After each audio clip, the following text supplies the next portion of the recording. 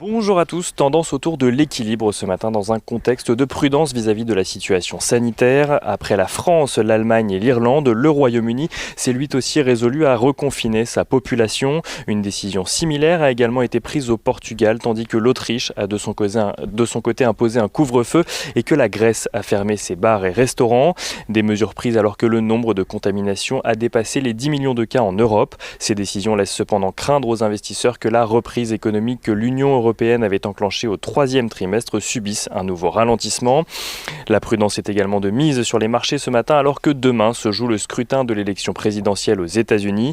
Élection qui donne pour le moment Joe Biden gagnant avec une avance de 10 points sur Donald Trump, mais avec tout de même un écart resserré dans plusieurs États bascules. En Chine, l'activité du secteur manufacturier progresse au mois d'octobre. Le PMI manufacturier calculé par l'Institut Caixin Markit ressort à 53,6 points sur la période, affichant ainsi sa plus forte progression en près de 10 ans grâce notamment à l'accélération de la demande intérieure. Le PMI officiel chinois est lui moins élevé, mais également au-dessus des attentes, des chiffres qui permettent aux bourses asiatiques de commencer la semaine dans le vert. Le Nikkei au Japon gagne 1,39% ce matin, tandis que le CSI 300 est lui aussi dans le vert. Côté valeur à la Bourse de Paris, Unibail-Rodamco-Westfield annonce une baisse de 29,5% de son chiffre d'affaires sur les 9 premiers mois de l'année.